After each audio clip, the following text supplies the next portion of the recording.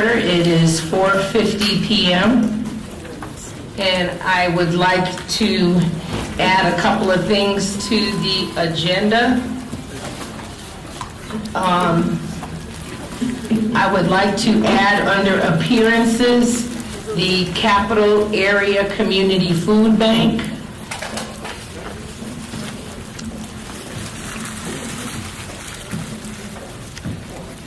That would be C.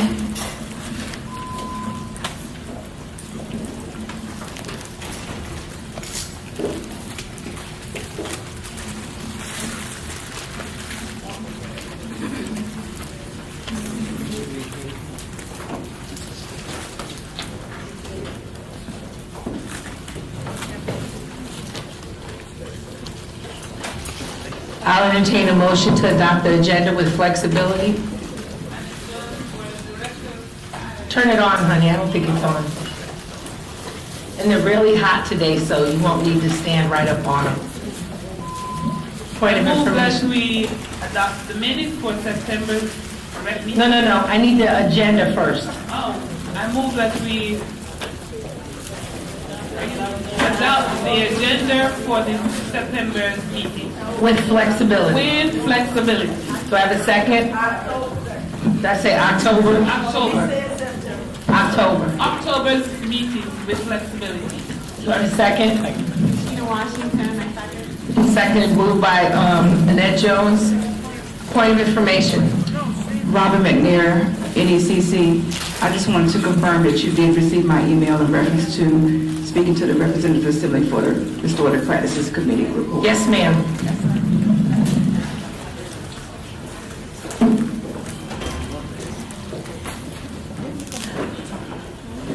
Are there other committee chairs that need to make a report today? Seeing no one move to the microphone? I'll put the, Rainier, are you moving to the microphone? Good afternoon, everyone. Rainier Miller, Professional Development and Leadership Committee. We will be having some upcoming trainings, so you can do that under your report. I just wanted to add you to the agenda, because if we don't need to hear from a committee, we don't need to hear from a committee. A lot of the committee reports are going out in the Newsettes on a weekly basis. So we're trying to streamline these meetings. Thank you, ma'am. Okay, seeing no one else move to the microphone, I put the question before you. All in favor of the adoption of our agenda with flexibility, please raise your voting card.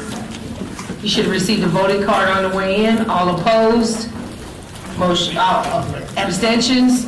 Motion carries. Approval of the minutes for September 24th, 2018. I see Mark Knight moving real fast. I have to change to the minutes.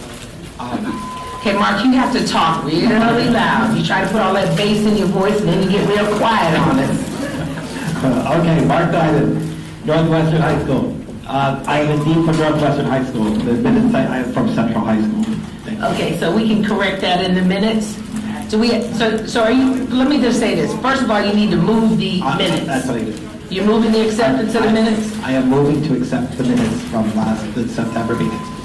Okay, but you also want to make an amendment to them, correct?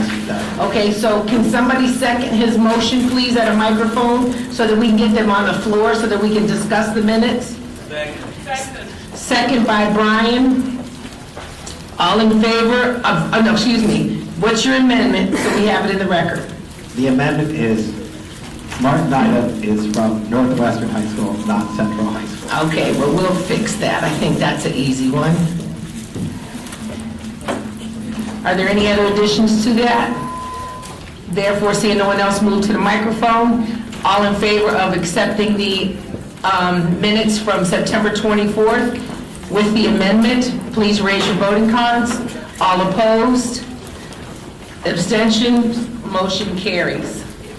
So there's a couple of housekeeping things that I want to do before we really get started in the meeting here today. Number one, as you can see, we are going through some construction here at PGCEA. We have not upgraded this facility in probably 30 years. And the only thing, we did upgrade the bathrooms about 12 years ago. But the problem, as most of you know, when the bathrooms were redone, it created a serious funk issue in the bathrooms. So we had, and then the other restroom over here, there were some issues, and last year we voted to fix everything so that it was better. So once we got this restroom fixed, and they started working on the issue in the bathroom, they had to actually dig up the floor in the ladies' room and the men's room to fix the issue. So we have fixed the smell issue. However, then it became a tile issue. And anybody who's ever done any home improvement work, you know that once you start doing something, it always ends up being more than what you thought it was gonna be. So then it became, well, let's just fix the lobby up and make it look pretty, because not look pretty, but professional. You know, when elected officials come in here, we want them to walk into a wonderful place, and we want you to walk into a wonderful place. So those tiles that were on the floor were the original tiles that have been here since before many of you were born. So we replaced the tiles, and we're doing some work opening up the front area so it's more welcoming as people come in, and to direct people to our office. So we're just trying to modernize things, and the boardroom is getting a little bit of an uplift too, because we're having problems. And what you saw me walking through here, tripping over cables, and somebody walked by and knocked the HDMI cable off and broke it, and that's why I couldn't get the screen to come up. So that type of problem is happening in a board meeting when people have all their laptops on the table.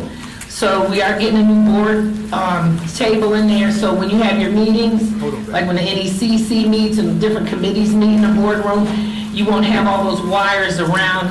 The board table is gonna be where you can plug it in, which to me makes sense, and all I see is people missing teeth, you know, when we do those things. So today so I'm gonna finish the bathroom issue.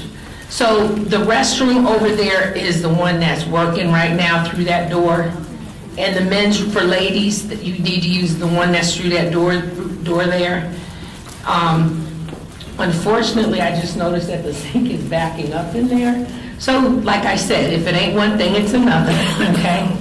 So just be mindful of that restroom. That's kind of the president's restroom, so be kind. Celeste Williams installed that many years ago. So just keep that in mind, because sometimes when you're the president, you gotta come in and change and go from one event to another and take a shower or do whatever. So that's why that's there. Too much information, I was told. You mean they had visions of me taking a shower? Oh my goodness. Erase that from your memory. So, several years ago, I had the opportunity to meet someone that I thought was really smart. And I still think he's really smart. Now, I know he's smart. And today I met a young lady who's also really smart. Where is the lady from Capital Food Bank? I just saw her. Come up here, dear. I'm going to adopt agenda with flexibility because her presentation is brief, and she's been working all day, and I want to give her a chance. Tell me, Chloe. So let me tell you why Chloe's here. Chloe is here because 12 years ago, when I was going through my divorce, TMI, I know, when I was going through my divorce, I had over $4,000 worth of utilities bills, and when I paid the utilities, I didn't have any money for food for me and my 2 kids. And I'm real, just like you guys are. And if it weren't for the Capital Area Food Bank and the donations that they did at the Kentland Community Center, there would have been days that me and my kids would not have eaten. Life is good now, right? I'm better now. I've got a decent thing going here, and I don't have that problem because there's always food at PGCEA. Chloe is here to tell you about a special program and about the Capital Food Bank and how we can help our students who are hungry. All right, thank you so much. I'm sorry. Okay, is that good? Is that reasonable? Good afternoon, everybody. My name is Chloe Marshall, and first of all, I want to thank Ms. Teresa here for inviting me tonight. This was a surprise. I have been at work all day, so I'm going to cut out of here because I have something else to go to right after this. But I work at the Capital Area Food Bank. We're located in Washington, D.C., but we service the whole DMV, so Prince George's County, Montgomery, D.C., Northern Virginia as well. And I'm just here to talk for just a few minutes about what we do at the food bank and how that can be a service to you and your students. So, like she said, we service a lot of people that you would think aren't hungry because they're just in between a situation right now. So we meet families that just, the parent lost the job, or sometimes the kids are out on their own and they're finding fending for themselves, about to be adults and just trying to figure things out. Sometimes people just, life isn't doing well at that moment. So, and other folks, we do meet a lot of folks who are chronically homeless or have a chronic disease that they have to manage and they need help with that. So we step in all kinds of situations to support these families and make sure that if nothing else, they can at least eat at the end of the day, because people need food way more than they think. And we know it's a basic necessity, but it's often the first thing to go when the budget gets tight. So just keep that in mind as people will slash their food budgets before anything else, because you can't be homeless and cook a meal, But we have a lot of programs at the food bank, and some of you may be at schools that operate programs of ours. So family markets, does anybody work at a family market school? Every month there's a produce distribution at the school. So we have several of those around the county. We're not adding any new ones right now, but the ones that do operate within those schools. I'm not going to name them because I don't remember them all. But that's just one of many programs available to some students in some schools that we identified as high priority areas. If you work in a school that you believe needs a distribution at least on that monthly basis to help service families, it's a really great way to connect families to other resources too. So they're getting groceries and things and that kind of thing. That's the name of it, but other things like that. Yeah, like health services and other community groups that are there to support the families with whatever services they might need at that time. So if you're interested in that, I have a couple of cards on me, but feel free to take my information down. The first person that you would call is me. I work primarily in Prince George's. My name is Chloe, C-H-L-O-E. Not O-L-E. I get that a lot. But C-H-L-O-E. And my email is cmarshall, M-A-R-S-H-A-L-L, at capitalareafoodbank.org. And that's C-A-P-I-T-A-L, areafoodbank.org. We don't have the shorter version because there was another Capital Area Food Bank in Texas. We get a lot of calls from them. So, but the other thing I want to talk about today is throughout the county, you'll find we have over 100 partners that we work with, and those can be folks like churches and community centers, really schools, all kinds of organizations that work with us to get food out into the community to the folks that need it. So we have a lot of those different resources today. Oh, spicy. Okay. Okay. If I gotta go, it's okay. So what we have, I brought today out our food bank network cards. So it's this little two-sided card. What we've taken time to do at the food bank is we have this website that we use, and we call it our food bank network. And you can go on there, type in your zip code, and it will bring up all of the food resources that are immediately in your area. So, according to distance as well. So I live in 20747, right around the corner, actually. And if I type that in, it'll give me all the pantries, all the after-school and summer meal programs that are available in the area. And you can filter out for these different services as well. So if you want to find an after-school program that your child can participate in, you can search for that. And we operate those programs as well, alongside the school system. If you want to find a pantry that's open on Tuesdays from 5 to 7, you can find those kinds of resources as well. And we have all of our partners are loaded into this food bank network. The nice thing about it is that, one, it's online, so you can access it at any time. You're, of course, welcome to call us at the food bank. Our lines are open from Monday through Friday, 9 to 5. And I stress to go online first if you have that option, though, because we have a few of our kind of go-to pantries that we give to folks, but this network is a lot more expansive and a lot more, you can tailor it to find what you need. But it also offers way more than just food services.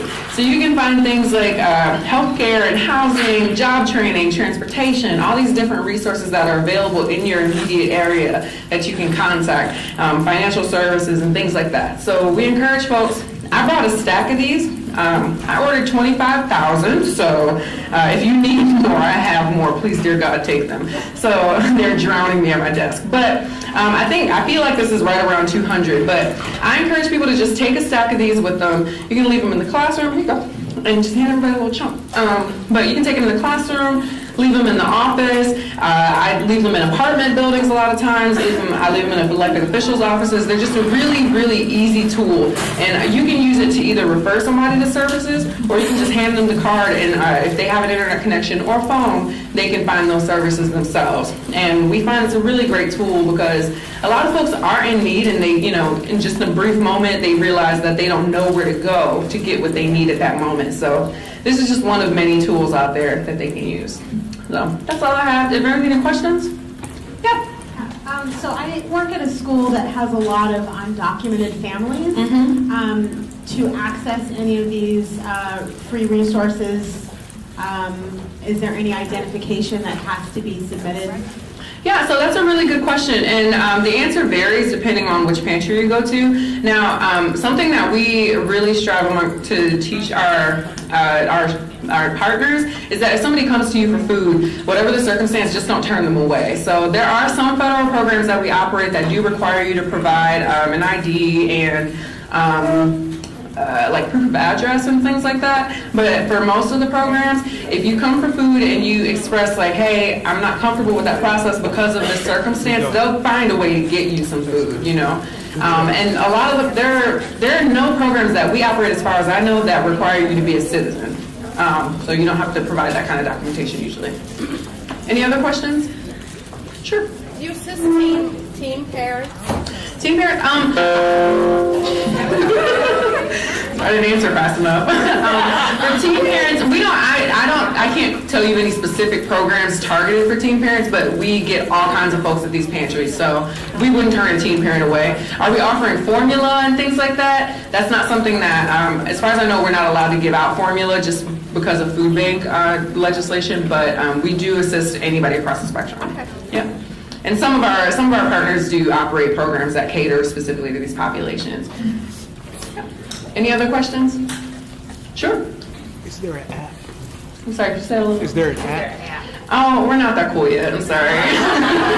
There's the website. There is the website, and it is mobile friendly. Oh, that's cute. If you have time, speaking of, if you have time on October 29th, we have our Empty Bowls program. It's our Empty Bowls event. It's really a friend raiser, if you will. So if you purchase a ticket, they're about $35. That's a week's worth of gas for some people, but it's worth it. You get unlimited soups that day, but your $35 goes towards meals directly for families. So you can come out, meet some other folks. It's in Bethesda, it's a little hike, but it's a nice lunch hour kind of affair in case students are not there that day. I'm not sure how things work. But that's the website. If you go up in this corner here, to the left of the donate button, it says Get Help in orange. And that's where you can click and put in that information. And it's also on the cards that she's handing out right now. Any other questions? All right, well, thank you so much for allowing me to speak to you today, and thank you for taking the time to listen.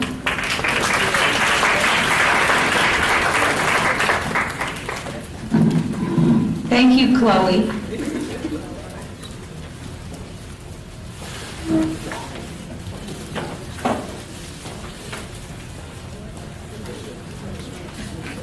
Okay, so that's really important for our kids because you never know who's coming to school hungry.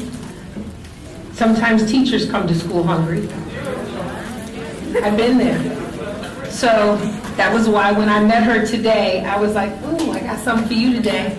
So what we're going to ask Chloe is if you could get me some more of those cards, then what we will do, we will have one of our committees package them up so that we can send them out so that we can send them out to educators so that they're a resource in the building for our teachers.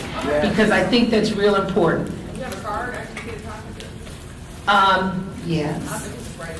I know where you are. I'm going to send you all my contact information because we need to do something about the kids in Prince George's County who are going home hungry on the weekends.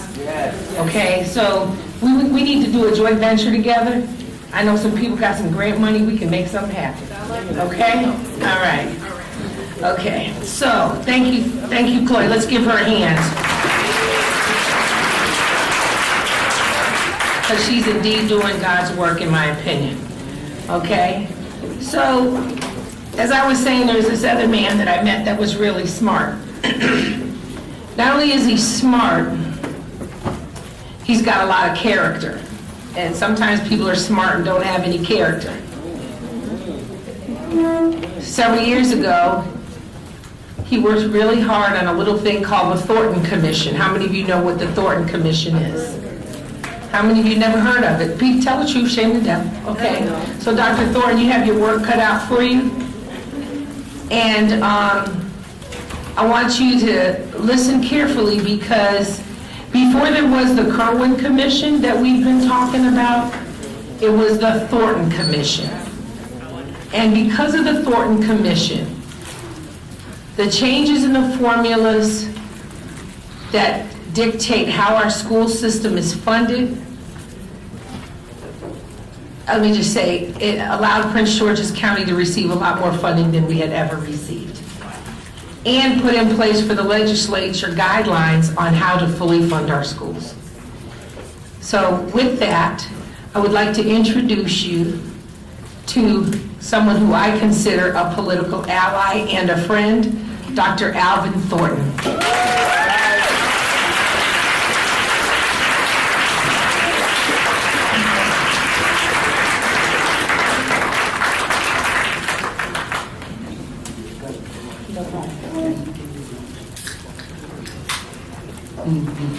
Thank you. Madam President, thank you so much. Thank you so much, Madam President, for giving me an opportunity to briefly speak before the Assembly, it's called. You know, I have a great deal of history in this room. In the 1980s, early 80s and 70s, I was in this room battling for teachers and education. Things were a lot more difficult in those days, right? But we joined, my wife is a teacher of 33 years, and I'm a professor of 40 years. And I came out of segregated Alabama schools, and my teachers are the reason I'm here. So, you know, all of that kind of drove me into this room. And so we worked in the early days to fight for public education and our babies. Public education did so well by my two daughters from the public school system in Prince George's County. They're graduates of the middle schools and Central High School, and they've done so well, and the teachers did that. And I'm not saying that gratuitously, I mean it. So I've always had this commitment to public education and to teachers and staff and others. And it's really about power, and whether or not power will be exercised on behalf of children or on behalf of others. And I understand that. I've always understood that. And how we organize our money, whether or not it is child-centered or other-centered, is really what the power is about. And I've always had the flexibility, being a tenured university professor, to be able to be involved without being concerned about what somebody can do to me. And so I've always had that platform to not have to worry about someone bothering my check or some politician out here telling me what not to say on behalf of public education. That's a unique position to be in, right? And so we have to be a voice. I served on the Board of Education, as you know, many of you may know, for several years throughout the 90s. After being a parent activist, PTA president, NAACP activist on behalf of our babies, desegregation, and all that stuff. And serving on the board between 1972 and 1979 and serving as chair for 3 terms, going through the whole process that had insulated wealth from our babies very structurally. Our parents were aspirational when it came to their children, but the structure was designed to insulate wealth, commercial wealth and residential wealth from the children. Andrew Gillis last night, I don't know how many of you all saw that brother, right? Andrew was eloquent. He made me think of my grandmother Mag and what he said his grandmother asked him to do, right? She said, how many of you saw the debate last night? Anyway, okay, somebody saw it, okay. So he said, he's going to be the next governor of Florida. And Stacey Abrams is going to be the next governor of Georgia. And Ben Jealous is going to be the next governor of Maryland. I saw it, okay, all right. Now, there's great excitement in Florida. Turn on the cable, look at the news. Great excitement in Georgia, right? We need more excitement in Maryland. Isn't that something? That we need more excitement in Maryland. Yes.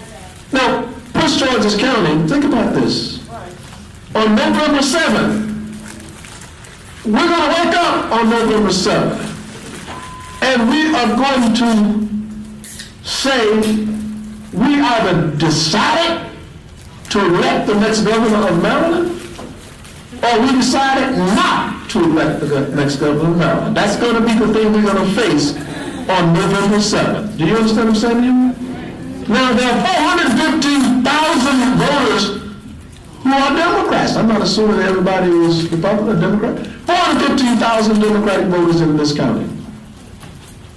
In the primary election, this is the most diverse, dynamic county in this nation.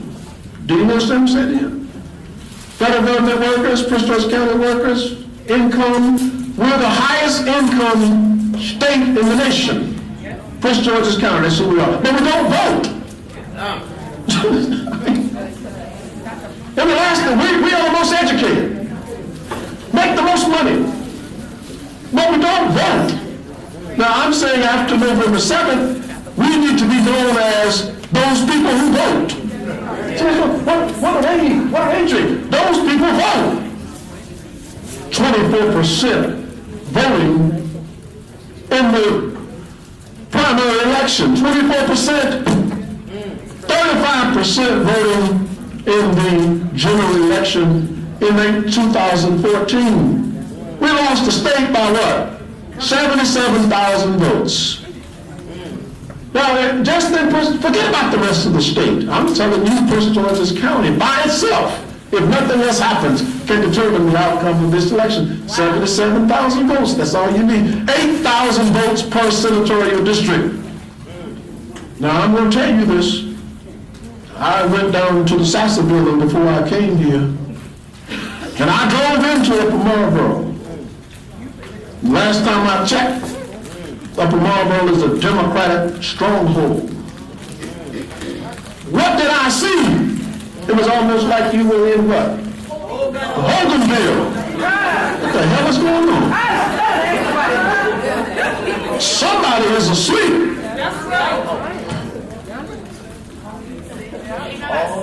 got to stay woke. You got to have leadership. So you only need 77,000 votes to determine the next governor of Maryland. Now people tell me, Dr. Ford, I tell Governor Rutherford, I said, no, I didn't vote for Trump. I didn't go to the convention. I said, that's not enough, brother. Right?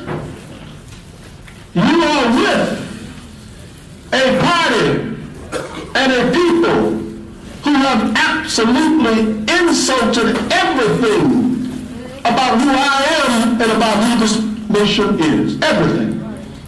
Now, I have a particular point of insult for me, which angers me. I'm saying to the governor, I'm saying to the lieutenant governor, you must leave your party. Mr. Dr. Thornton, why do you say that? Other sensible people have left the party. Why? Now listen to me. I told you, I'm a son of Alabama. I'm a son of Jim Crow racism. My basic right, my grandmother's, my father could not vote. Now I say to the governor, you don't have the right to not represent me and be in association with Donald Trump. Donald Trump has called a black woman a dog. Yes. Black woman, he's called the country of my ancestry shithole countries. And you don't stand up for me? It's not enough for you to say I didn't go to a convention. It's not enough for you to say that what? I didn't vote for him? No, you must do what Joe Scarborough did. You must do what George Will did. You must do what Bill Kristol did. But this is not, as I say to them, this is not a Republican. It's not about Democrat, Republican. This is about what? Authoritarianism, misogyny, an insult to me. And I will never, so I take to the government, I'll never vote for someone who will not stand up for me just on that. Don't tell me about some transportation and don't tell me about your votes on roads and whatever ethnic group, whatever. And then he calls teachers thugs. Now come on. Donald Trump attacks unions, the very lifeblood of our nation. And you gonna tell me that all you gonna do is say I didn't vote for it? All you gonna tell me is I never went to the convention? Now, we have to be upset about that. And all I'm asking people in Prince George's County to do is to be upset and get me 77,000 votes. 77,000 votes. And I need I'm gonna sit down there, President. I need our elected leaders to lead on this question. When I go home tonight and I get on Facebook or social media, I don't want to see pictures of you at a social event. I'm talking about leaders now. I'm not talking about you, I'm talking about leaders. I don't want to see you at MG and Brad and who you were with and all that. Well, I want to see you talking the way I'm talking so that people will know what they must do. I don't care who you hung out with. I don't care what you were doing. You must lead and educate the people, right? When I go down Central Avenue, whose signs do I see? I see Hogan.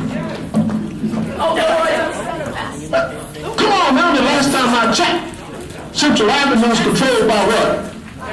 Democrats. Don't tell me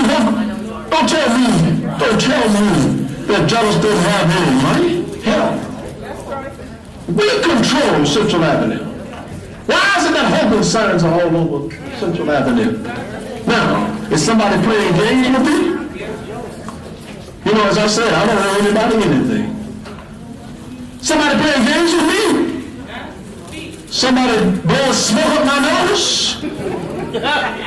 Right? But all I'm asking is too important. This is a national election. Didn't have any, I've known Ben Jealous for a long time. It doesn't have anything to do with Ben Jealous. People tell me I don't know Ben Jealous. So what? This is a national election about the future of our nation and our democracy. And we must send a clear signal to this man and his enablers and his silent partners that we will not allow this to happen. Forget about Ben Jealous.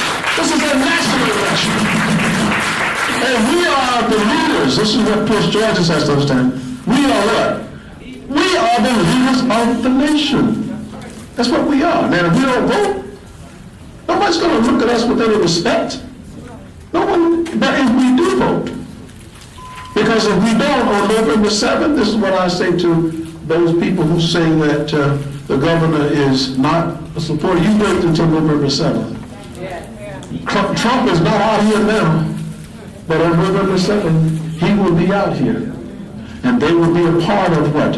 The 2020 agenda. And the only people who can stop that is us.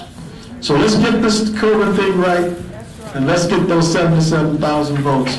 And thank you all for all you do on behalf of our children.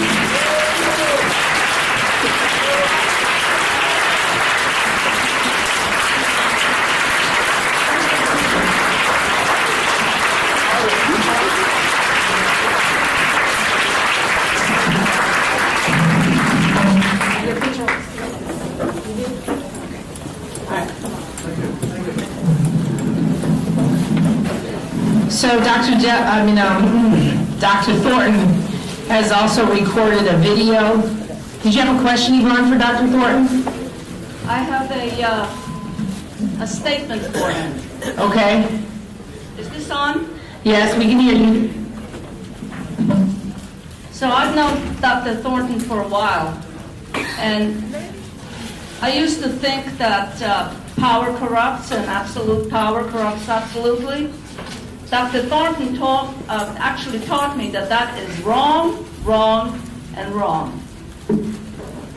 That if you want to change things, you have to have power.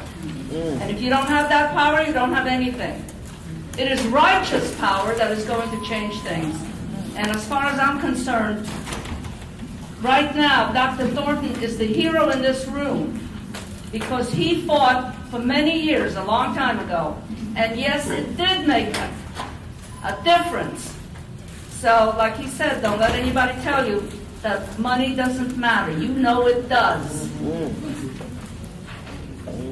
I was listening to, I can't even say the words, but our president today. And my husband just kept whispering in my ear, that is a fascist statement. That's just pure fascism. And yes, it is. We're not there yet, but the president is acting like a fascist. So if we don't defeat him, we're in big trouble. I may have to go back to Poland. So those comments that Yvonne just made are so true. And I'm going to say this to you. We have to get everyone out that we know to vote.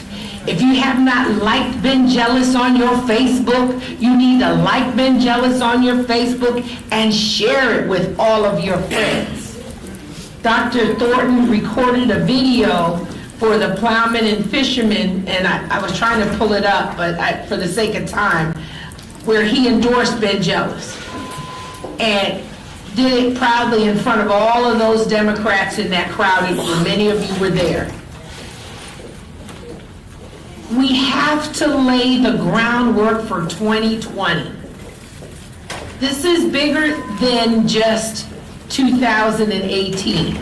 We are organizing PGCEA in a way that when 2020 comes, we're going to be so ready, it's not even going to be a question. It's just going to be who's running against him. Because if you think this election isn't about what, oh my goodness, if Larry Hogan gets elected,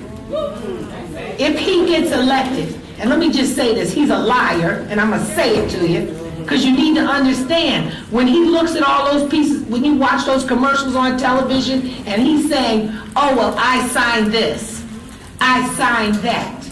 He didn't just sign those bills because he wanted to. He signed under duress because the Maryland General Assembly had passed all of those bills veto-proof. I'll give you the one big lie, the casinos. He said that was his piece. He said, I signed it. He's lying through omission. He omitted the fact that when that bill was in the Maryland General Assembly, he did everything he could to keep it from going to voters so that voters can make the decision as to whether that casino money should actually go to children. So when you see those commercials on TV, and you're going to hear something real good from your president tomorrow about Hogan being Pinocchio, because he's a liar.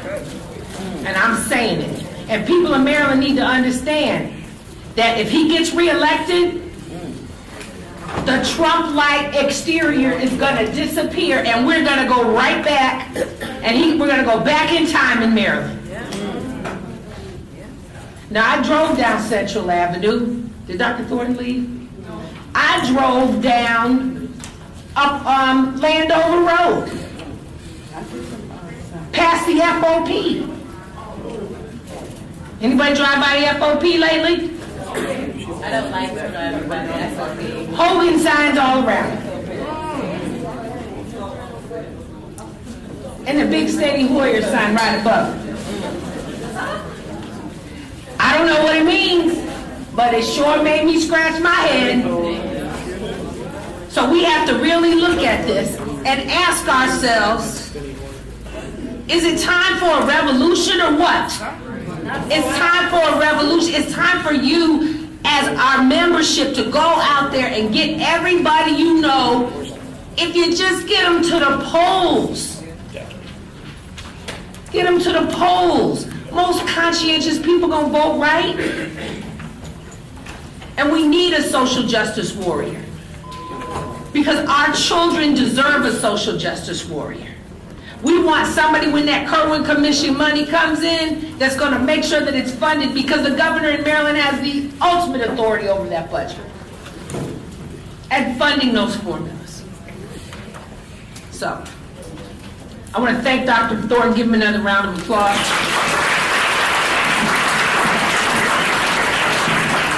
People at the microphone, do you have questions for Dr. Thornton?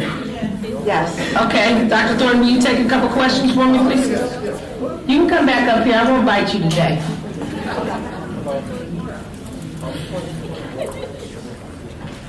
You going?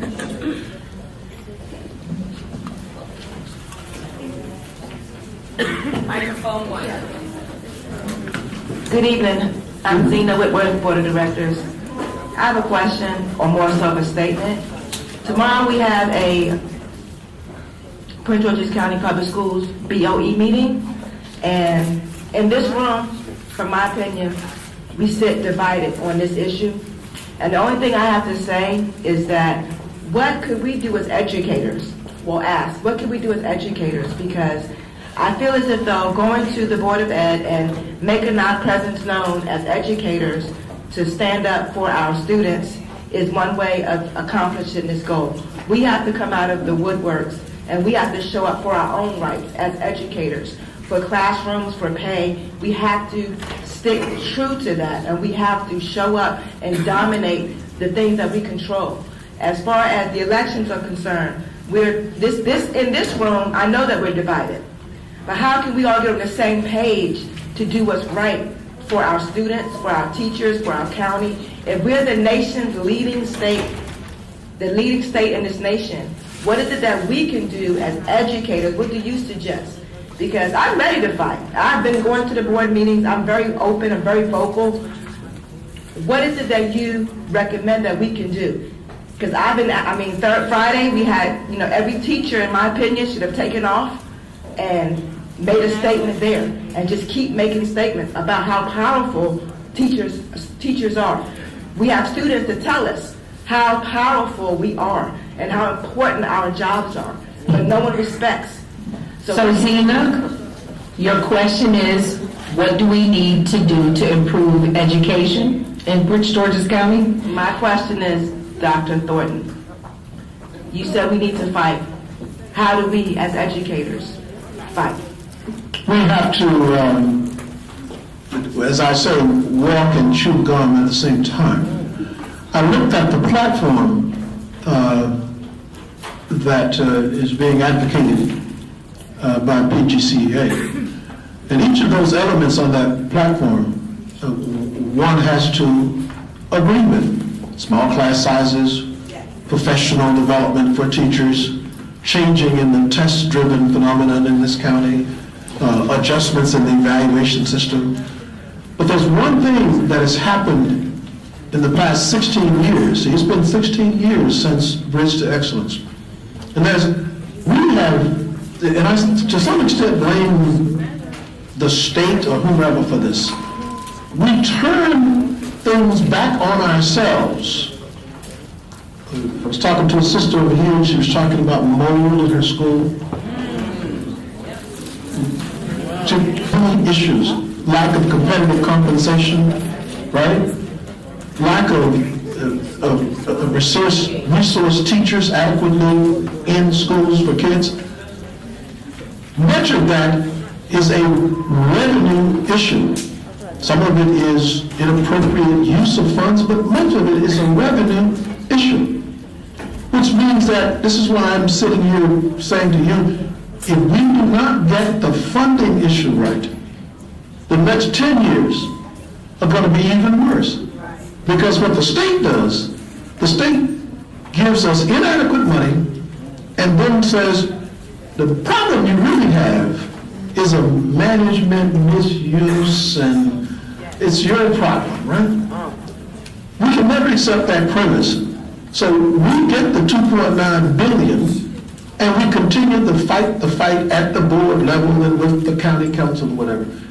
But if we only do the latter, which is the trick bag that they've gotten Baltimore City in, and the trick bag that they want to get us in, only doing the latter. You must do the latter, but it cannot be the only thing, because that's in an urban system that's dealing with district gentrification, dealing with increased childhood poverty, disability, special ed, not dysfunctional, but challenged families, overdevelopment, without adequate public facilities, you're always going to have that problem.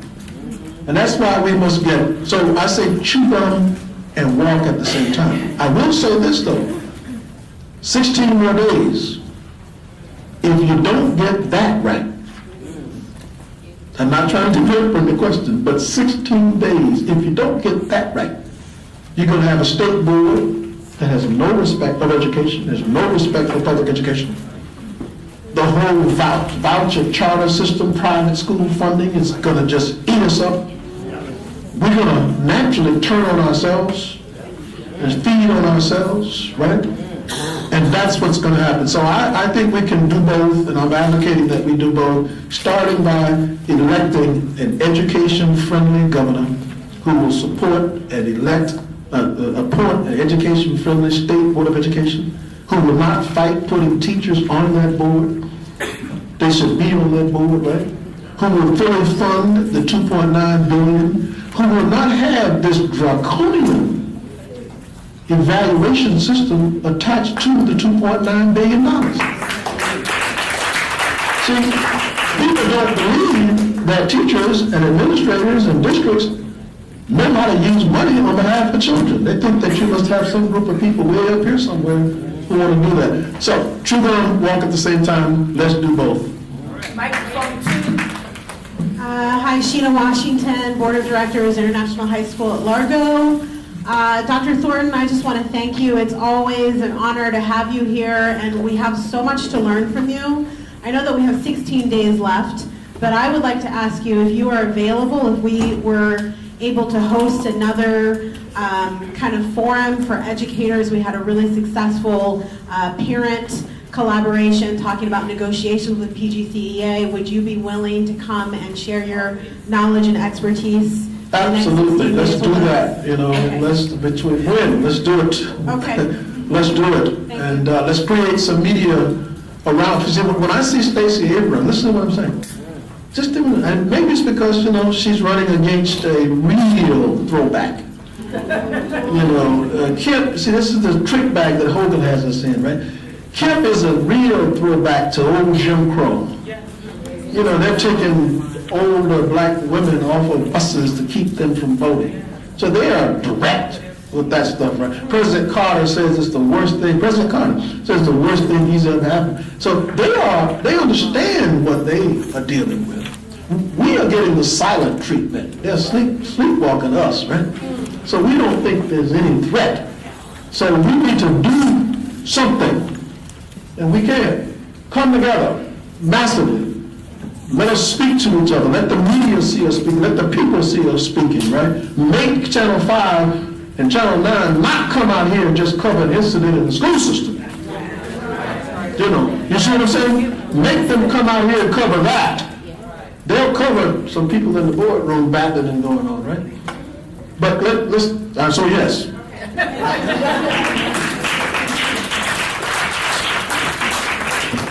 So now you see why I invited him, okay? And I think that is, it's all been said. Again, I want to thank Dr. Thornton for coming tonight. And as we adopted the agenda with flexibility, I would like to introduce one of our school board candidates that we have not heard from yet. And he has come here to share greetings with you. Jawan Blocker. Come on up, Jawan.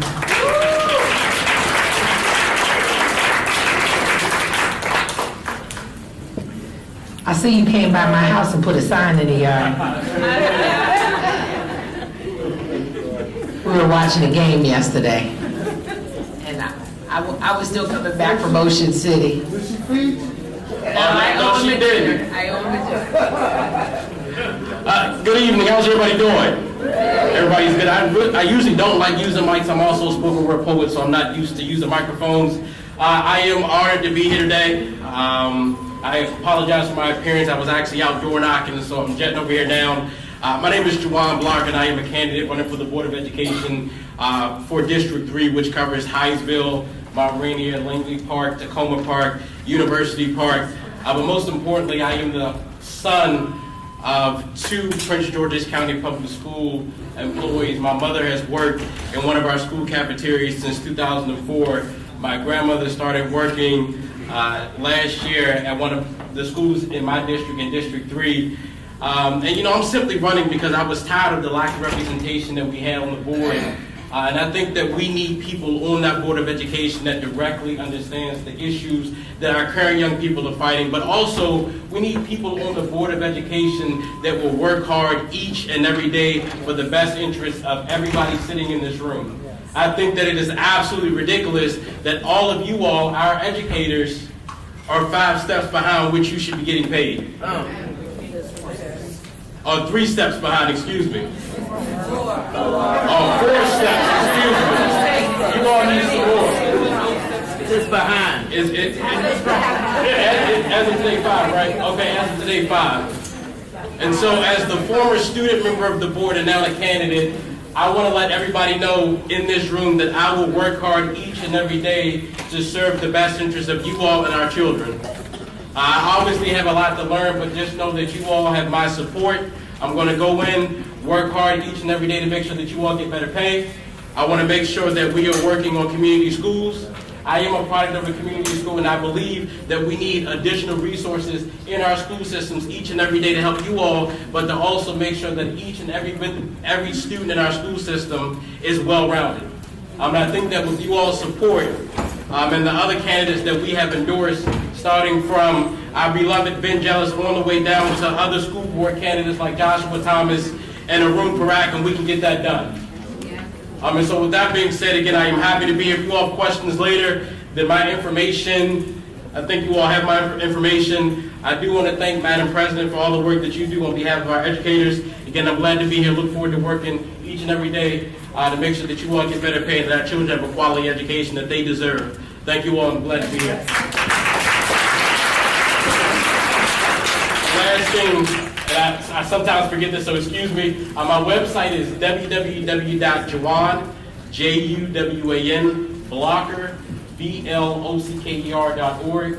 Again, www.jawan, J-U-W-A-N, blocker, B-L-O-C-K-E-R.org. I'm also on Facebook at Jawan Blocker. If you all have questions later, Madam President also has my information, so I'm glad to be here. Good to see everybody tonight. All right. And like and share, thank you. All right, give him a hand. don't know if he said this or not, but Jawan served as a student member of the board. Did he say that? Yes. Okay, I just want to make sure that you guys know that just because he's young doesn't mean he didn't sit up there for a little while and gain a lot of experience. And you can sign up to work in his district. We have put sign-up sheets all around the room here for early voting and for our priority precincts. Tara has set them up.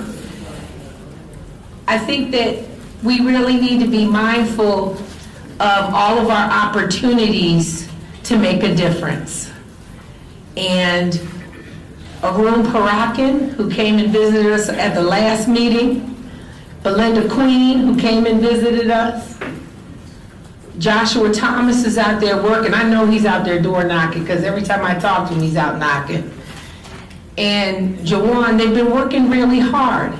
And there's been a lot of pushback about people saying, oh, well, they too young. Well, you're gonna let these old people do it for so long, they don't know what they're doing. Sometimes we need some young people with some new ideas, because if we keep playing by the same rules, we don't make the rules.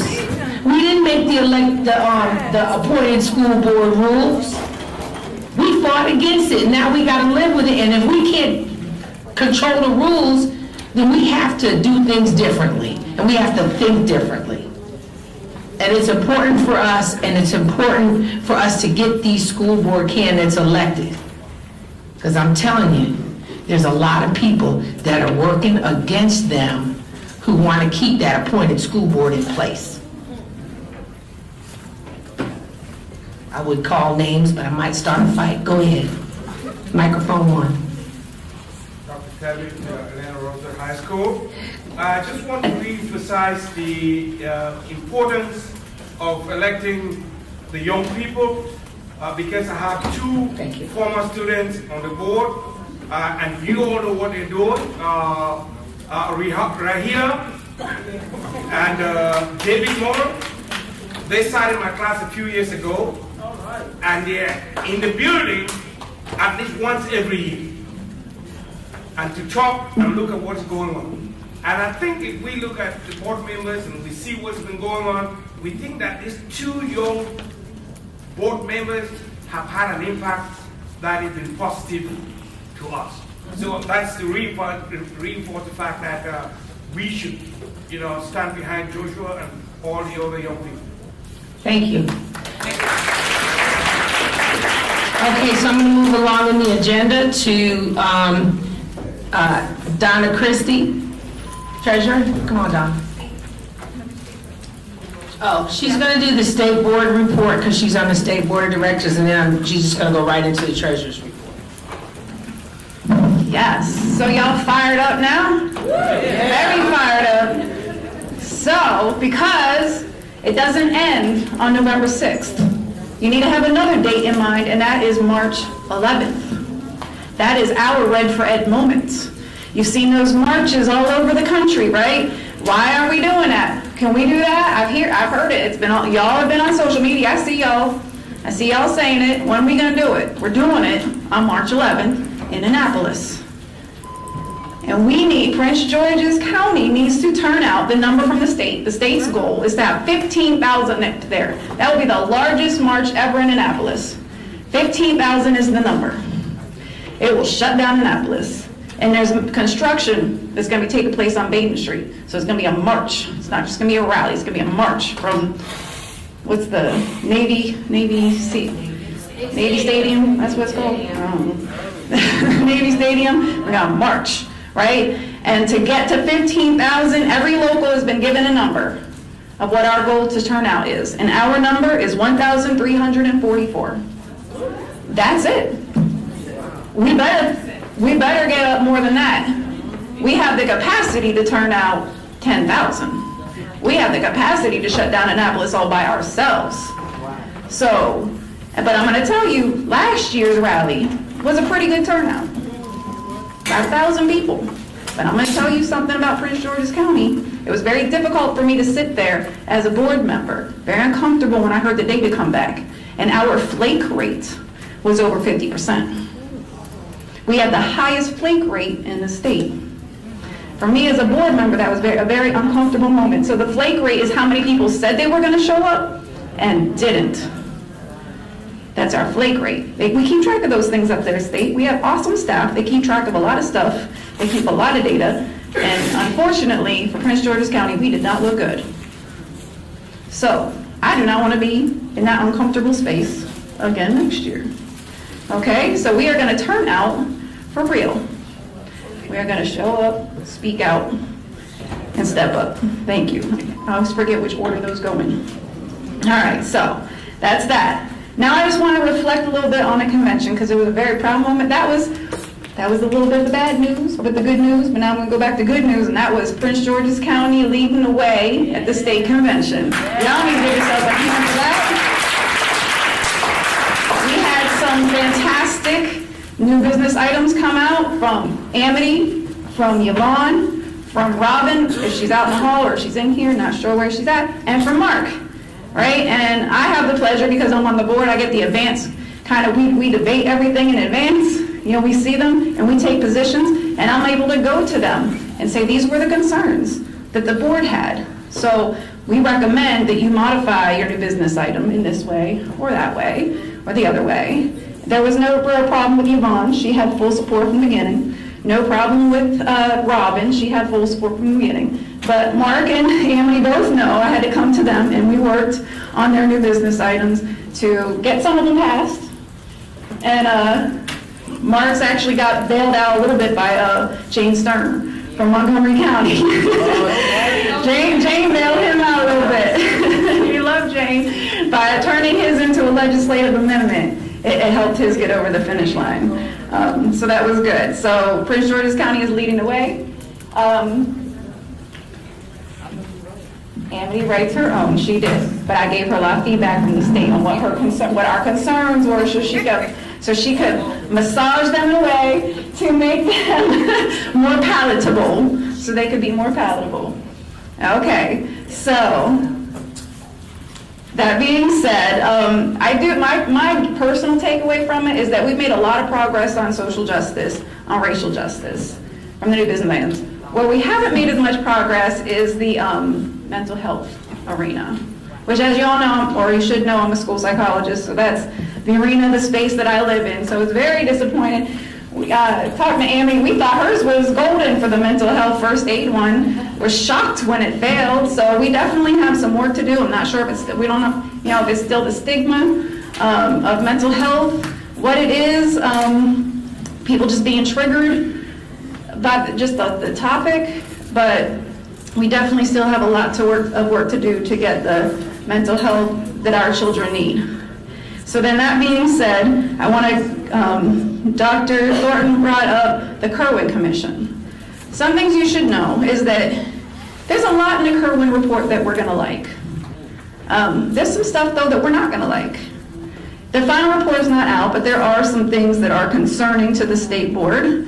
One of which is that there's a proposal on the table. We're trying to defeat it in the commission. Our executive director serves on it. And one, it would be to change pay structures for teachers from the scale system we have to a career ladder. Now, it sounded good in the beginning. This topic of the career ladder sounded like a good idea. It was going to give teachers an opportunity to grow. Conceptually, the idea was that teachers will be able to grow, or educators could grow into administrative-like and be able to earn administrative-like salaries without actually leaving the classroom. That sounded like a good idea, except that now it's been twisted and turned, and the current proposal that seems to be gaining some ground is to build it around national board certification. That's now Raina likes that because that's her thing, right? Everybody is involved. That Raina does that. That's her thing. But for a lot of other people, that other reaction in the room is the one that the majority of the state board has had as well.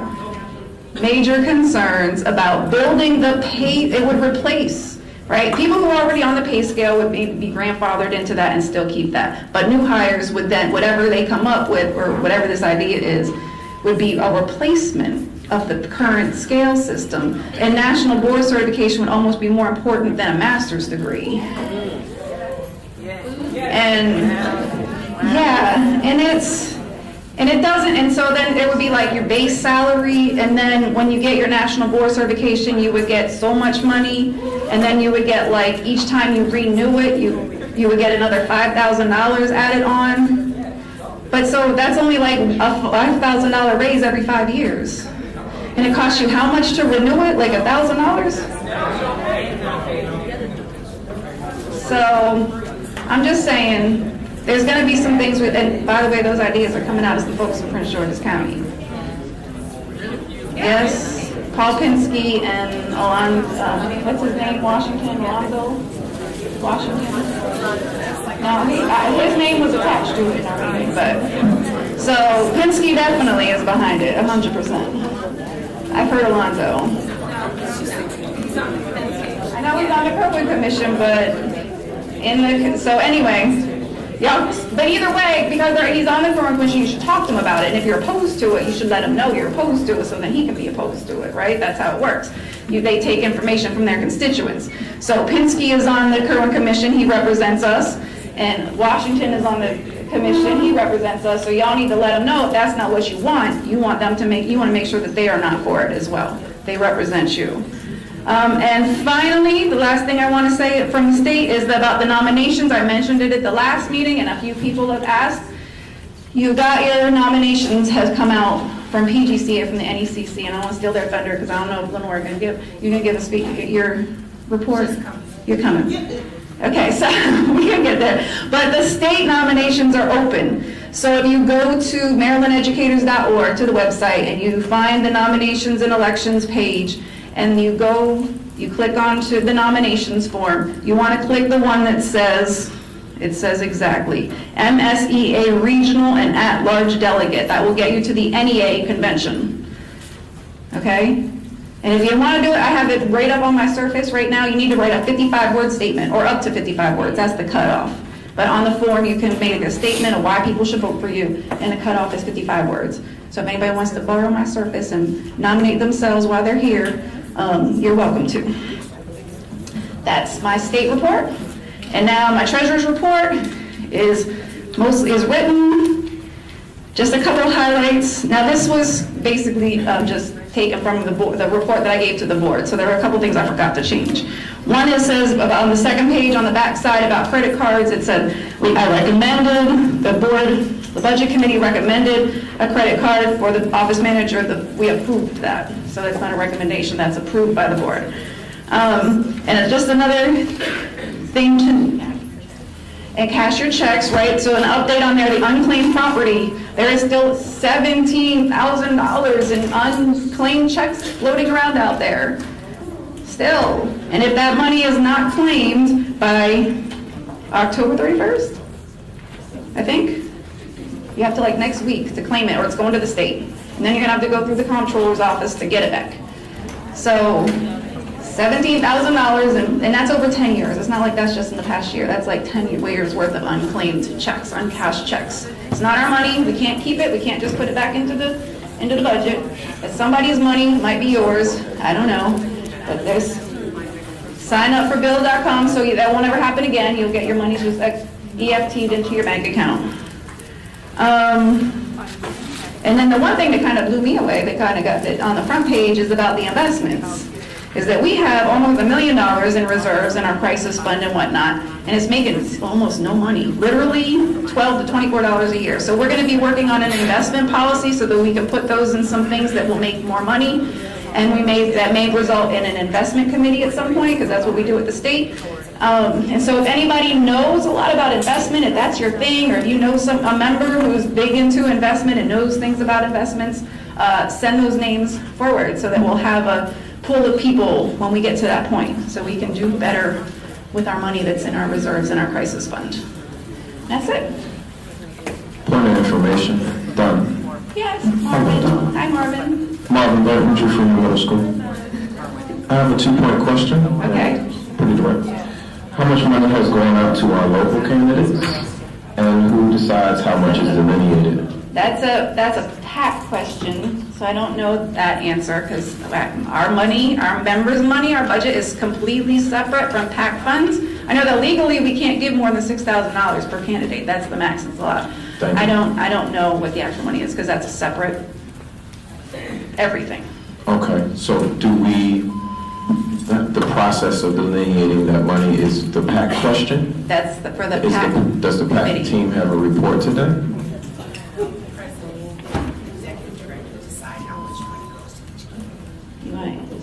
The president and the executive director decide how much money goes to each candidate. Thank you. Yeah. Did you have another question? That was it, okay. We're good? Awesome.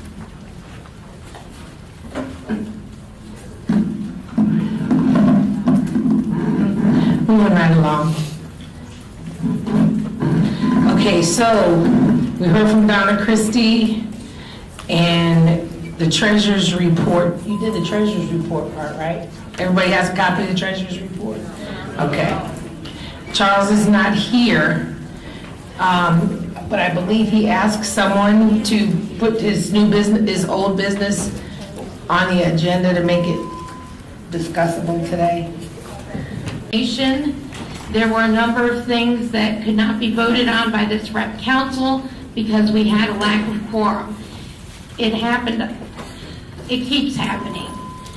While I agree it is great to aim for 73, and I would like quorum to be a higher number, we need to be realistic about getting business done. And right now, it's not getting done all the time. Thank you. Okay, seeing nobody move to the microphone. Are you moving to the microphone, Mark Knighton? Okay, go ahead. Yes, I am. This is Mark Knighton, Northwestern High School. Are you speaking in favor, I'm speaking against, in or favor. point of order? I am speaking in favor. Okay. I just had to explain to someone the other day about the endorsements at the end of last year, and I had to explain that we couldn't do anything because we didn't have a quorum. So it doesn't make us look good to not have a quorum. So let's have quorum and adopt this amendment. Seeing no one else moving to the microphone, there is a motion on the floor to change the quorum in our standing rules from 73 to 60. In order to do that, because we are changing our standing rules, we need a 2/3 vote today, because we're changing our standing rules.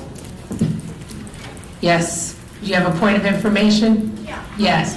How many reps do we have total? I'm sorry? How many reps do we have? How many reps do we have total? How many reps do you need for a quorum? No, how many reps do we have total? 55? No. How many years? Oh, for total in schools? I don't know that answer. We have to get that. Some schools have not done the election, so we don't have reps for some of the schools yet. Some schools are in the process of doing it, so they have not reported their reps yet. Is that So, Yes. okay. I mean, So, vote on the form, I need to know how many people there are. yeah, last year, we had, how many? Last year, 75% of our schools were represented. And we had about 150 building reps on paper. However, the number of people who actually show up on the fourth Monday of the month is what is challenging. Amity, yeah. Question to the chair of NACC through the chair. How many representatives are present in this room now? No. The number of whom signed in. Including the board, 63 members. Including the board is 63. But signed in today.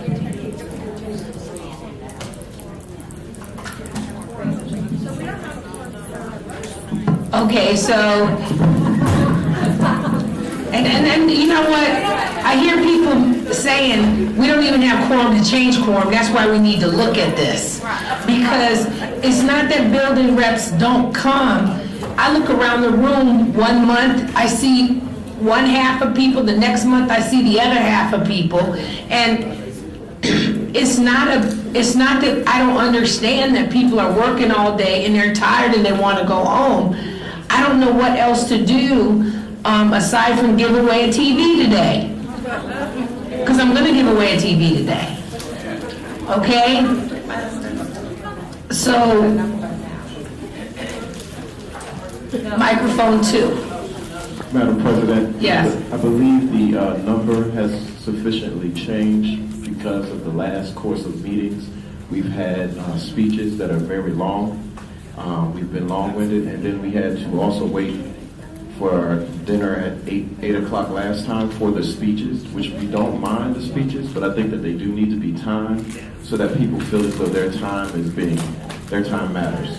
So that's really what's been going on, because the extent, I mean, just for example, tonight, although the words were very great, I'm very glad that Dr. Thornton was here. However, it took about an hour of our time. And so with that, the questions and answers may have been sufficiently answered within a massive time that's better than 60 minutes. People have to go. So I hear your point, and I thank you for your comments. Microphone 1. Amy Superb, I want to move to amend the, what is it? Was it his, what was his, did he already have that? The motion is on the floor. Yeah. To change quorum from 63, from 70 to 60, from 73 to 60. Yeah, I'm going to move to amend that. To represent 2/3 of the total body that's present.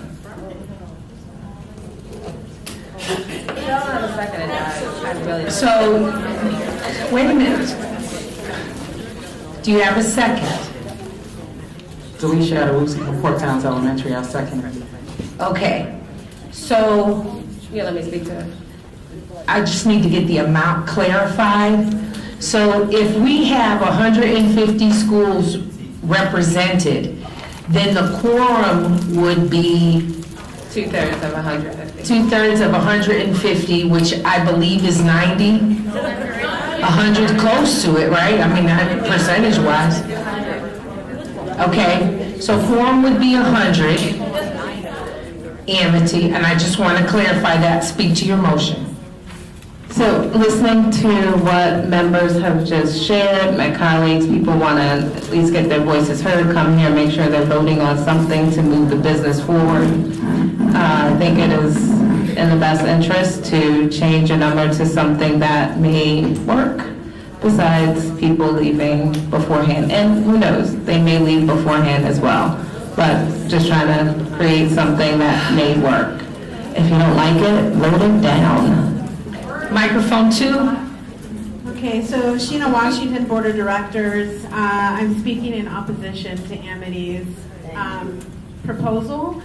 But I do, I think that raising the number to 60, to 100 is probably not the direction that we need to handle business. But I do appreciate the comments that were just shared, because today we did lose several members who were in this room who left. It's 6:30 right now. So maybe the agenda, when we are discussing the agenda, we need to handle business that requires voting first, and then have guests speak after. And I think that this whole issue of quorum won't be an issue if we handle our business first. Microphone 1. Amity Pope, I rescind my amended motion. Madam President, my name is... Microphone 2. The motion has been withdrawn at this point. Do you want to speak to her motion? We're back to the original motion. I want to speak to the motion. Yes. And that is, in regards to the sign. Can you say your name, please? Dr. Adrian Wright. Thank you, ma'am. Okay, Samuel Oval Middle School. I just want to say, as a faculty rep, and I've been a building rep maybe for like 10 years, Today, my name is not listed, so therefore, I wasn't able to vote. And I think that that's something that needs to be considered as well, especially with other people in the room, because if your name is not on the list, then you can't vote. Okay, so what I'm going to do is ask you to have a conversation with the NECC, if you haven't already, as to why, was it the form that they did not receive? No, it wasn't the form because we faxed in the form and our building rep was on the list as well as my name. So, we need to figure out what the problem was. I can't speak for the NECC, so I would ask that you speak with the chair and get that squared away. Thank you. Okay? I just wanted to state that because in regards to us looking at the form, we don't know how many people that are actually in the room that can't vote. Okay, so, but that's why we do that. I get you. Microphone one. Delisha Adewusi, Fort Towns Elementary. I have 2 questions for a point of information. I believe it came from the board of directors.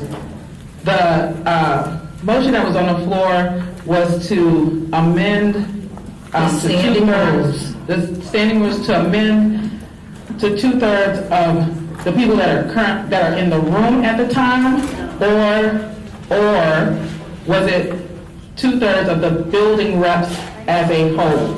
Okay, so Amity's motion is separate than the motion that is on the floor right now. No, I guess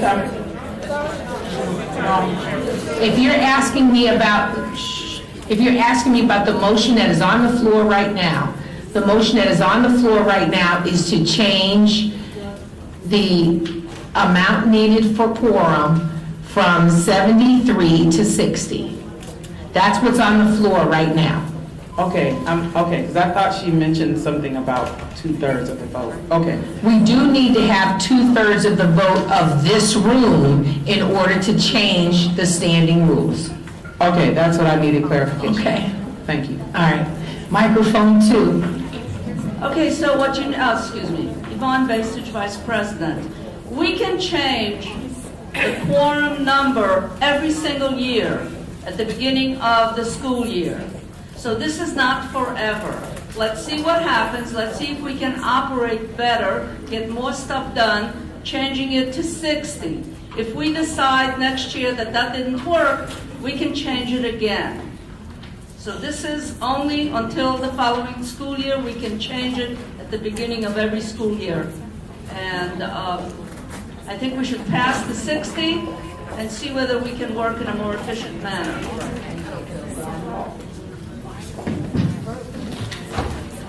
Okay. Yes, ma'am.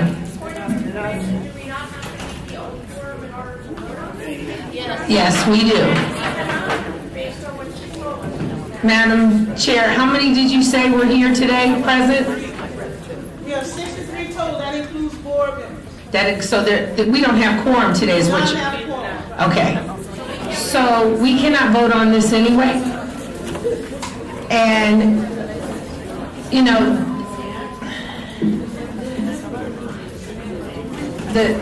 here's the issue, and I'm gonna be very clear about this.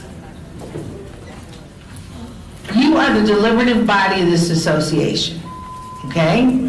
When I started at PGCEA blah, blah, blah years ago, we started our meetings at 4:30.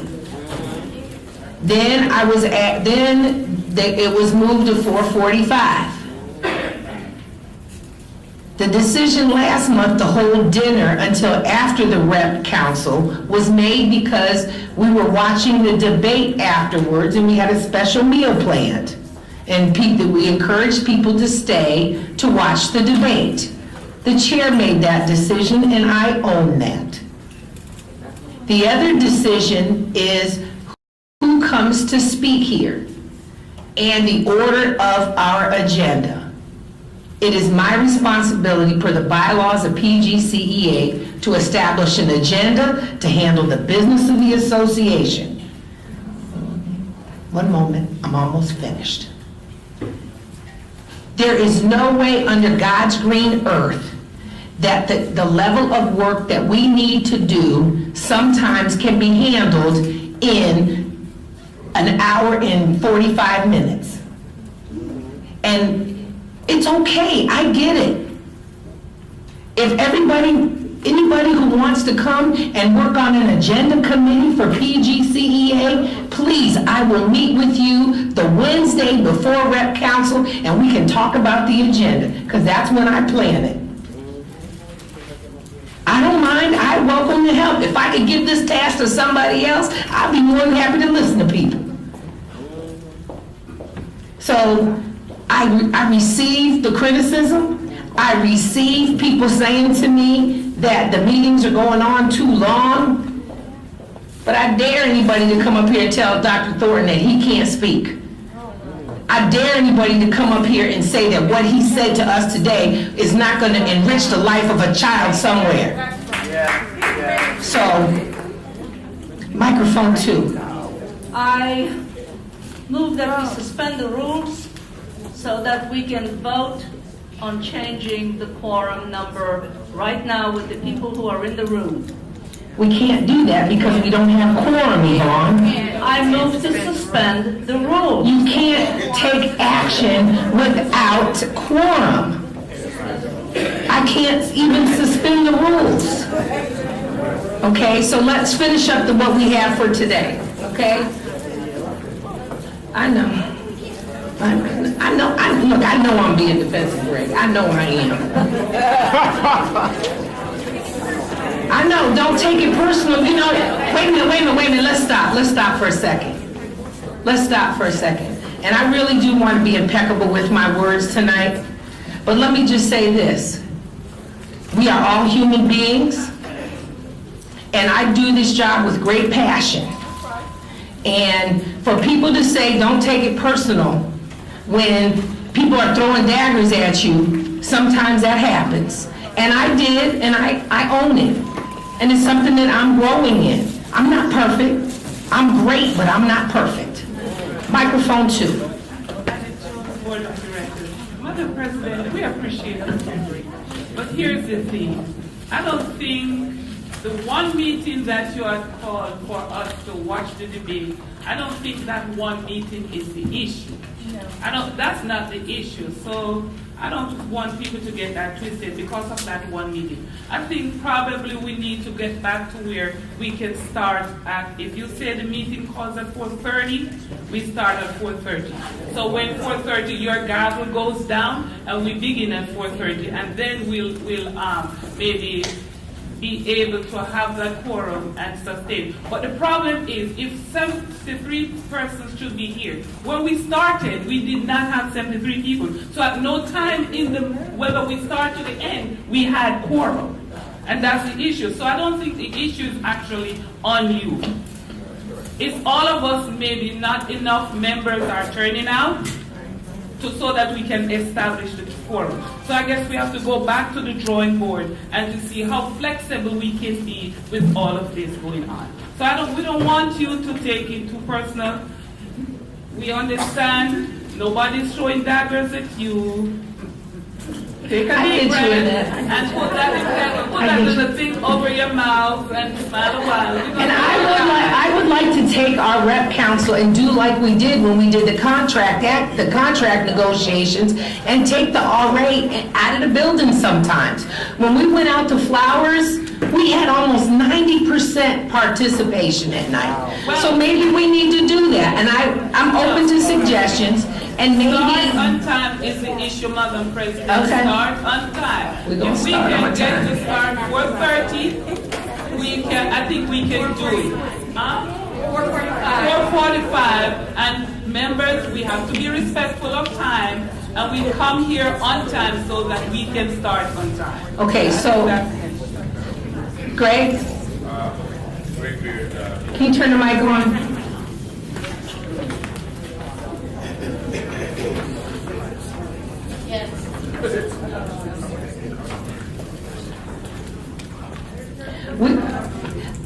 First of all, I need to, I know that we don't have quorum, but we are running late today, surprise, and we need to extend the meeting. So do we have the heart of the people here to extend the meeting? Yes. Okay, so go ahead, Greg. That's what I'm here. Hello? Yes. I move that we extend the meeting about 15 more minutes. in order to finish the business on the agenda. Seconded by Mark Knighton. All in favor of staying for 15 more minutes and finishing up? All opposed? Okay, so we're going to stay. Thank you. All right, so the next thing on the agenda, I'm going to go to the NECC for a report on the upcoming elections.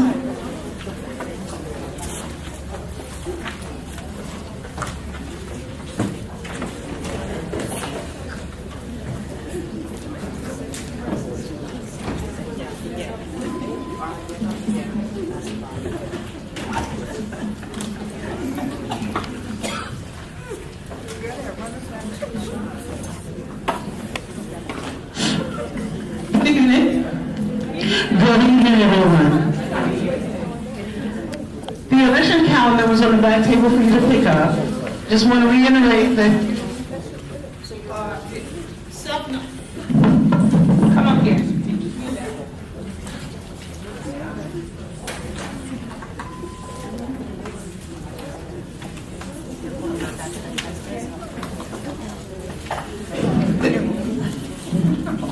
Oh, now they want to give a time limit. Anyway, I don't plan to take all your time, because my time is valuable too. All right, the election calendar is on the back table. We're going to reiterate to you to go ahead and self-nominate. You should go to the PGCEA webpage so that you can self-nominate. If you're going to run for a board position, remember that you need to submit your bios. The last dates in the self-nominate will be November 5th. We have, I think, 4 board positions that are open. And of course, we're looking for delegates for NEA as well as MSEA.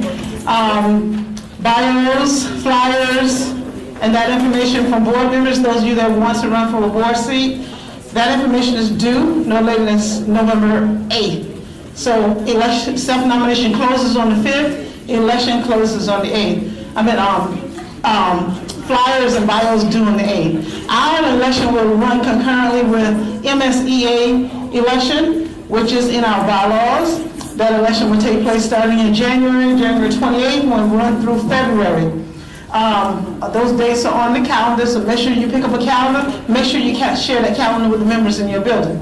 Now, to address the concern about your names not being on the list, NECC does not create the list. We get the list from our staff here at PGCEA. When you submit that information, if your name was not on the list and you submitted your information, please see me or one of the NECC members, and we will get that information to Melissa and have her to double check for your forms. She and Satin to double check for your forms to make sure that next meeting your name will be on there. We don't want to miss anyone, but we don't add names on the day of the meeting. Okay, any questions so far?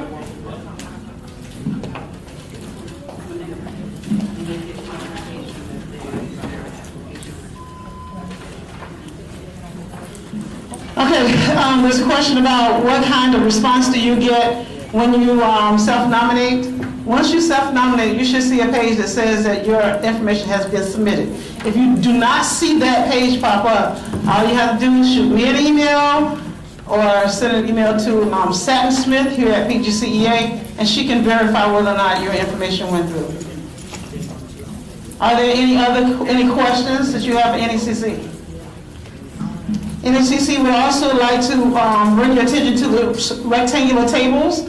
Our rectangular tables are designed for our visitors. We're going to ask our visitors. We love you to attend and to visit, but we want the Rep Council to be able to take care of business. So as a visitor, if you could keep your comments until the members' petitions at the end, we appreciate that.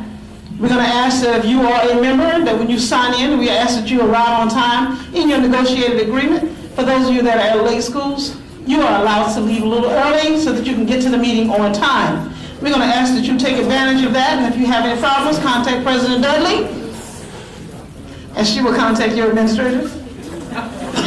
She don't know it yet, but that's what we're going to give it to her. Absolutely. Okay?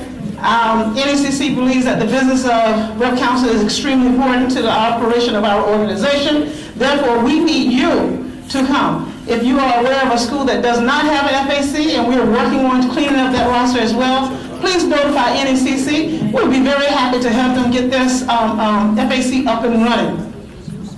Thank you for your time. We appreciate it. Have a good day. Good evening.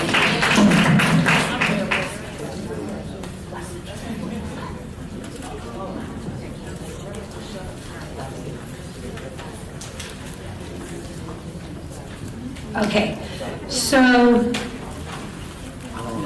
the elections. I just want to say one thing. There are two elections that run simultaneously. Our local elections and the Maryland State Educators Association elections. So what happens is we have people who run for delegate on the state level and they run for delegate on the local level. You are free to run for whatever you want to run for.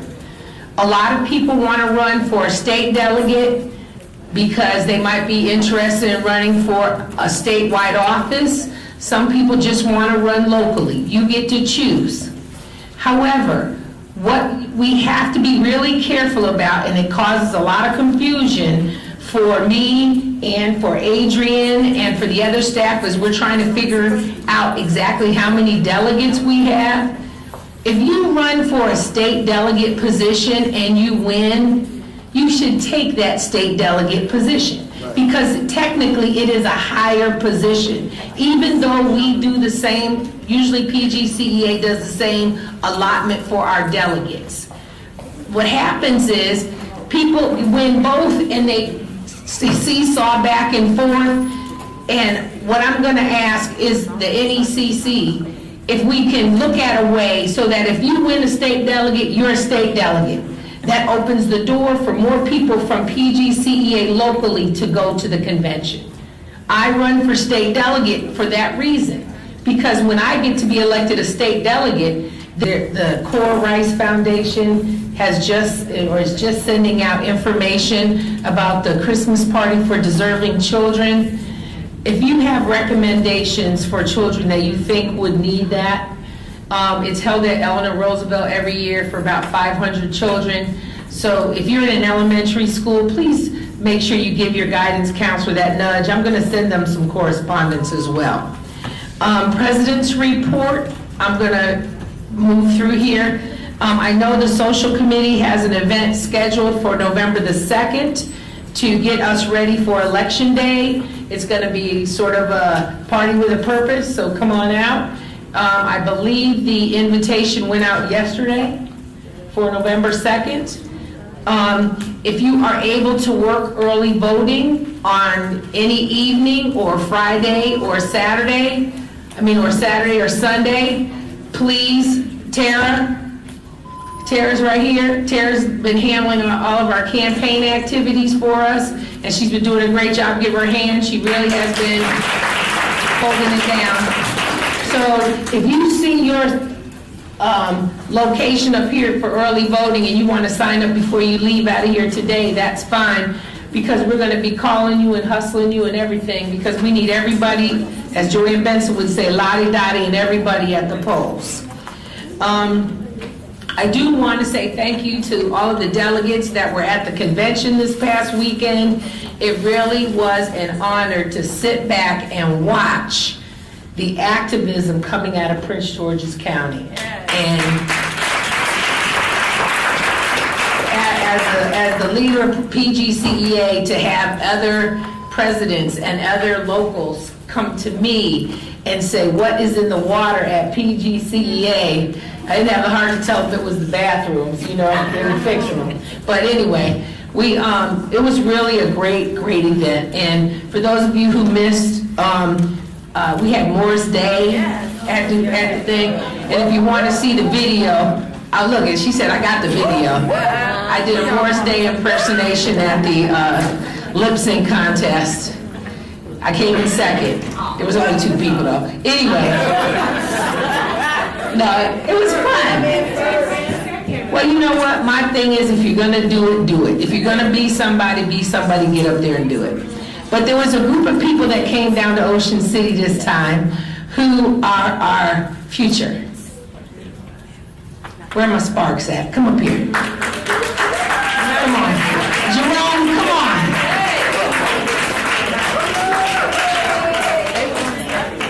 Come on. So Sparks is our program where we train people on PGCEA, MSEA, and NEA.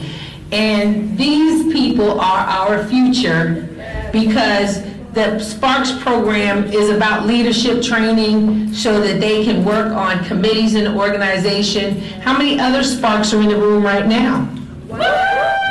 Okay. So the program does work. And I know Lawrence is a Spark. I saw him outside. We have a lot of Sparks that are very active in PGCEA now.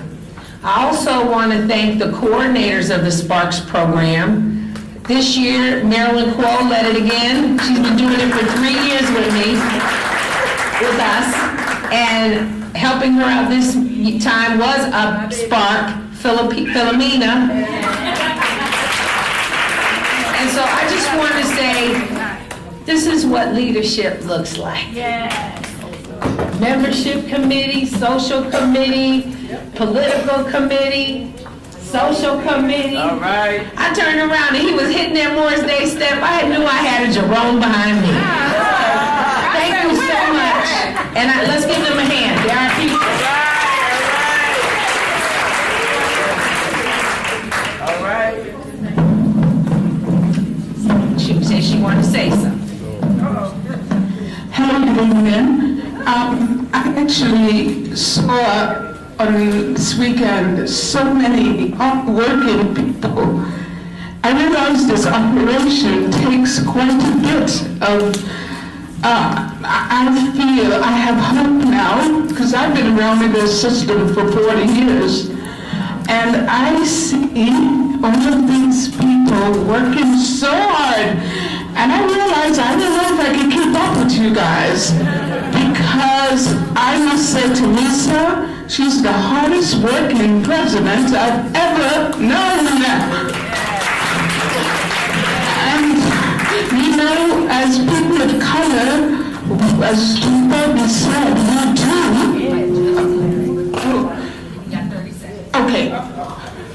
Well, all I want to say is thank you, all of you. Keep it up. She's more than a spark, she's been reignited. And that's what it's about. There's programs for entry-level teachers, and then it's called Reignite for veteran teachers. So, Executive Director, do you have a report? Just really quickly, I just wanted to talk about tomorrow. Who plans on coming tomorrow? All right. Needs to be more hands in there, but that's all right. It's going to be good. Couple things on the tables, and I think folks filled it out, were signs for what we believe all our children deserve. We're going to be presenting our platform at the school board meeting tomorrow. We've got speakers from the bargaining team. We've got some parents that are ready to speak, and even potentially students as well on our behalf. So it's important that you guys come out. We wanted to have a sticker day. It was supposed to be delivered in Napoleon, and I'm not sure it made it to you guys yet. Hopefully by tomorrow. Okay, you got your stickers? Good. So hopefully they'll be there tomorrow. And if you could sticker up everybody, take some pictures, post it online, send it to the president, so that we can show our force. Even if folks can't make it, they at least are having their sticker on. The other thing is, I think those are the big things for tomorrow. So we'll have a quick press conference. I'm not sure how much press will come out, but the idea is that we're presenting and we're going public with our platform, and then we're going to let the board know what we're trying to do. 6 o'clock. There should be flyers on every table, so share it with your staff when you get back out to the schools tomorrow. Okay. So I also understand that there's a book exchange on the 25th here for new teachers, where we have a lot of books that have been donated by some of our veteran teachers who have retired. So if you know anybody that wants to get books or bring books, we'll be doing that here on the 25th. The benefits fair is, no, the date just blew out of my head. Is the benefits fair tomorrow? Yes, but the benefits fair is from 3 to 6. So you can come here, do the benefits fair, and then come with us out to Sasser. Isn't that fun? And I have some prizes to give away, but, can I give away a TV before I go into member comments? Go ahead. About the stickers, Arnett West Bradbury Heights Elementary School. Yes. Just wanted to ask a question about the stickers. Is it for the teachers or is it for the students? For the teachers. For teachers. Educators, but support staff can wear them too. Yes.